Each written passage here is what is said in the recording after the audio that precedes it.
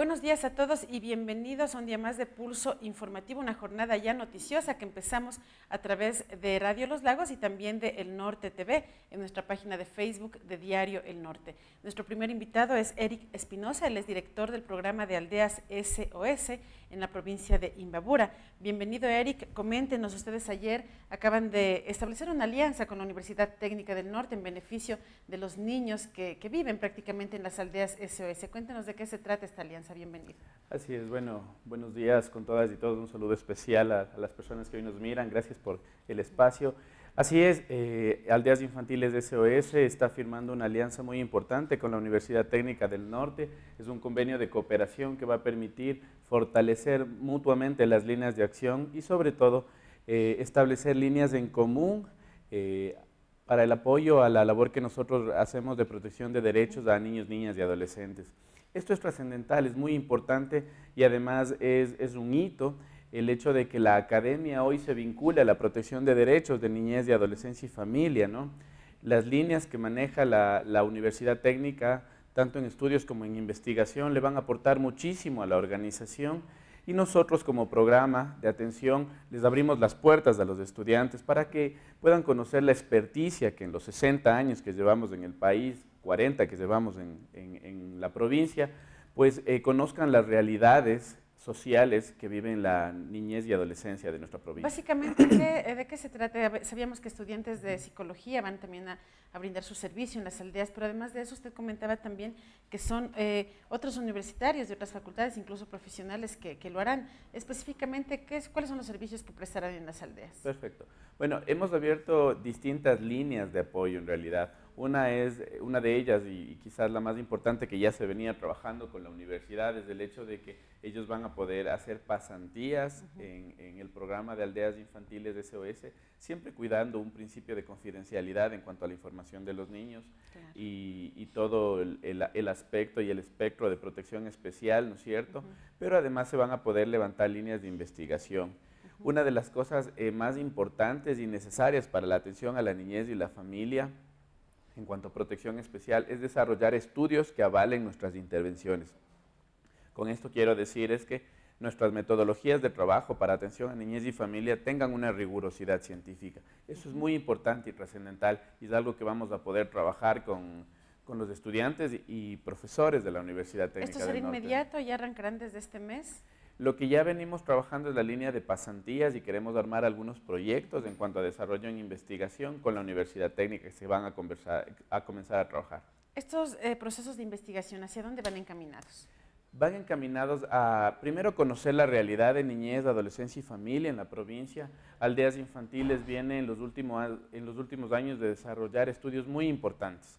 Uno es el CRSA, que es la situación de los derechos de la niñez en el Ecuador, ¿no es cierto? Este estudio se desarrolló con el apoyo de Sara Oviedo, que es una referente nacional e internacional en temas de niñez y que es ecuatoriana, fue delegada en las Naciones Unidas para el estudio de la niñez a nivel mundial. Esto es trascendental, ¿no es cierto? Y lamentablemente los resultados que arrojan estos estudios son alarmantes.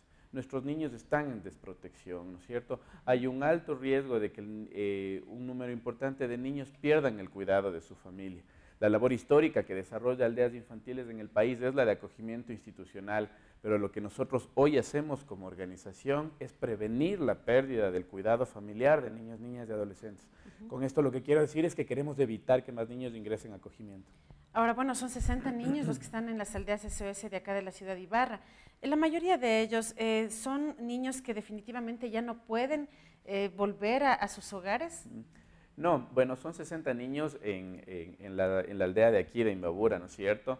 Y son más de 400 niños en el país, solo que están vinculados a aldeas infantiles. Más de 2.000 niños se encuentran en acogimiento institucional.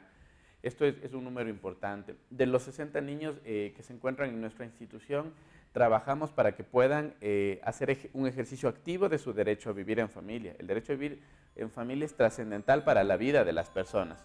Es trascendental para la vida de las personas y justo por eso buscamos vincularles a su medio familiar, sea su medio familiar nuclear para que puedan regresar al cuidado de sus padres, a una familia ampliada, para que vivan su autonomía si ya estando con nosotros cumplen su mayoría de edad, o para que incluso en casos, por decirlo así, excepcionales, cuando no han podido ser reintegrados a su medio familiar, tengamos la opción de la adopción. Ustedes, en la realidad que están viviendo actualmente, podríamos hablar de que los 60 niños, lo que le consultaba, ¿es difícil que ellos puedan reintegrarse a sus familias? Porque me imagino que si están viviendo en las aldeas es porque con su familia no pudieron vivir de una manera en paz de pronto y también recibían maltrato, incluso abuso sexual en otros casos. Sí, en realidad esas son las realidades y los motivos por los que niños, niñas y adolescentes ingresan a las casas de acogida, ¿no?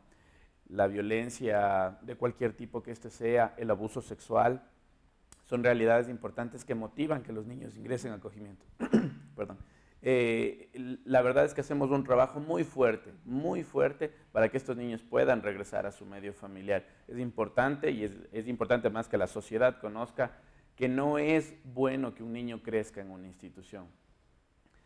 La familia es el espacio pedagógico de desarrollo para el ser humano y no hay institución que pueda suplir eso. Claro, ahora conversábamos antes de empezar la entrevista que en ocasiones cuando existe abuso sexual, por ejemplo, dentro del núcleo familiar, muchas veces el victimario es el que se queda en la casa, muchas veces la misma madre defiende al victimario antes que defender a su hijo. Entonces, en estos puntos, en estos términos, es muy complicado que el niño pueda regresar a ese núcleo familiar. Es así, es así. Generalmente a ese núcleo familiar, como usted lo menciona, no. Buscamos la familia ampliada que pueda hacer un cuidado adecuado del niño.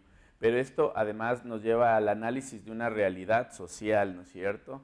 Y la importancia justo ahí de desarrollar líneas de investigación de qué está sucediendo con nosotros como sociedad, cuáles son las acciones que es necesario implementar, porque en la mayoría de casos, cuando un niño es maltratado, ha sido abusado sexualmente, es él quien termina saliendo del medio familiar y es el victimario quien se queda, ¿no es cierto? Es un fenómeno a analizar y estudiar. Ustedes tienen 3 niveles justamente en las aldeas SOS. El primero se refería al tema de, bueno, uno de los 3 es el acogimiento familiar, también trabajar con las familias para que no salgan los niños de su hogar. ¿Cómo va este proceso? Un poco ustedes, me imagino, analizarán los hogares que están en riesgo, las familias en riesgo, para evitar que el niño salga. ¿Esto es posible? ¿Cómo trabajan con la familia ustedes? Sí, es así. Gracias por mencionarlo. Además, nosotros tenemos 3 líneas de intervención.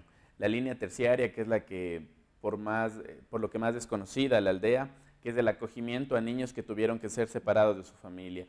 Es importante para mí comentarles que ya estos niños no son acogidos solo en la aldea que está ubicada en Yaguarcocha, sino ahora tenemos modalidades alternativas de cuidado. Nuestros niños hoy son acogidos en casas que se encuentran en los barrios, en nuestra comunidad, en los barrios indistintamente, ¿no es cierto? Y esto ha facilitado una vinculación comunitaria de nuestros niños, una inserción comunitaria. En nuestro nivel secundario trabajamos en el acompañamiento familiar, esto a familias de nuestra comunidad que tienen o están viviendo alguna situación de riesgo. Trabajamos en un apoyo técnico, un acompañamiento psicosocial para evitar que los niños de estas familias queden abandonados y terminen en acogimiento, ¿no es cierto? Acompañamos al desarrollo de habilidades para el cuidado, ¿no es cierto? A la vinculación a los servicios. Y esto facilita que los niños puedan permanecer en su medio familiar y no terminen abandonados o en acogimiento institucional. Y en la línea primaria buscamos que las comunidades, los barrios, ¿no es cierto?, se establezcan como comunidades protectoras de los derechos de la niñez y la adolescencia, que la comunidad como tal se preocupe de los derechos de la niñez de su comunidad, que cree espacios protectores, ¿no es cierto?, y sea garantista además de derechos. Solo así vamos a poder frenar que más niños estén en casas de acogida. La mayoría de casas de acogida en este momento, al menos las locales, están llenas, están repletas, están a tope sus cupos. ¿Qué va a pasar con los niños que siguen necesitando acogimiento? ¿A dónde van a ir? Exacto. La idea es prevenir que más niños vengan a acogimiento institucional. ¿Han tenido casos ustedes de adopciones desde las aldeas SOS? Sí. Hemos tenido algunos casos. Hemos trabajado muy de cerca y de manera muy fructífera con el MIES y sobre todo con la unidad técnica de adopciones. La doctora Patricia Molina es la coordinadora de la unidad técnica de adopciones y actualmente manejamos algunos procesos que buscamos que sean vinculados a la adopción, que han sido declarados en pérdida de patria potestad y declaratoria de adoptabilidad, ¿no es cierto?, y que ahora estamos buscando familia, ¿no es cierto? Esto se realiza a través de la unidad técnica de adopciones del MIS, pero en los años anteriores sí hemos tenido casos de niños que han sido dados en adopción. ¿Cómo es el perfil de un niño que está y una niña que está en las aldeas SOS? ¿Son niños que sufren de pronto también por el hecho de no estar con su familia? Cuentan con apoyo en las aldeas, si bien es cierto, pero ¿son niños que sufren también? Para mí es importante señalar que el motivo de acogimiento, el hecho de que hayan sido separados de su medio familiar, ya representa un hecho, por decirlo así, traumático. Por eso es que evitamos o queremos evitar que más niños ingresen a acogimiento. Definitivamente estar en una institución jamás va a ser plácido para ningún niño, niña o adolescente. Una institución no es el medio adecuado para el desarrollo. Pero justamente en esas condiciones lo que buscamos es todo un acompañamiento terapéutico en salud mental, social, ¿no es cierto? Y promovemos que puedan vincularse a su familia en mejores condiciones de cuidado. ¿Los recursos que ustedes manejan son suficientes para el cuidado de los niños y de cuánto estamos hablando también? Sí. Jamás van a ser suficientes los recursos para atender. Nosotros somos una entidad que trabaja en cooperación con el MIES. El presupuesto que nos otorga el MIES representa cerca del 40%, entre el 30 y el 40% de nuestro presupuesto total, pero cada vez la consecución de los recursos sigue siendo más complicada. Justamente por temas como estos emprendemos todas unas estrategias de recaudación de fondos a nivel nacional.